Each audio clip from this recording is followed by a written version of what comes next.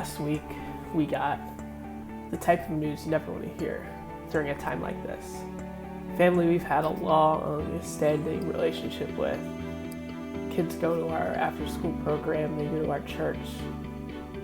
We got word that their grandmother was in the hospital, in the ICU, on a ventilator. She wasn't expected to make it through the night. If you haven't guessed already, she had tested positive for COVID-19. And while dealing with a loved one suffering as much as she was, it's even more of a struggle for inner city communities to lose a grandma or a great-grandma, as usually the grandma and great-grandma are the stability in the household. They have the most stable form of housing, the most stable form of income, and they're always that one person that can kind of relax and bring everybody together. So losing a great-grandma is always a tough thing. So we were asked to pray. Why us, you ask?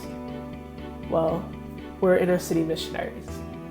We're here to support the lives of children and families right here in the Buckeye neighborhood in Cleveland, an area that is already with a lot of need, with the highest child poverty rate of any city in the country, the third highest poverty rate overall.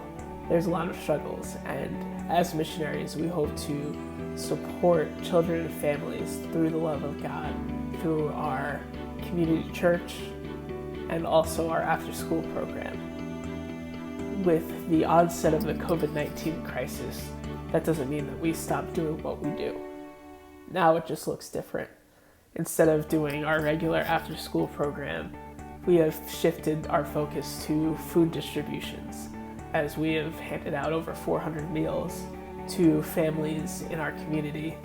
We have also done porch drop-offs to a lot of our church family and other people we have strong relationship with, as a way to continue to support those that have great need.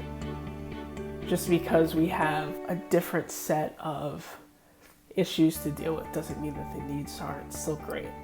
And we really do love what we do here, and we really ask you guys to continue to do your part in helping us to reach our community. Today is Giving Tuesday now, a special Giving Tuesday to help support those organizations that are doing great things to help those that are in crisis, help those that are really struggling as a result of the COVID-19 crisis. And we are no different as we continue to help those that not only still have needs, but have greater needs now. This one family, we were able to give them a full dinner of Pastor Bob's famous smoked chicken. Shelby and I drove over to this great-grandmother's house. There was a couple of her kids that were staying there while she was in the hospital, and we just put the food right on their door handle. We were able to knock on the door, and as we were walking away, a guy opens the door, he sees it, and he gets so happy, he says yes. It's like it made his day.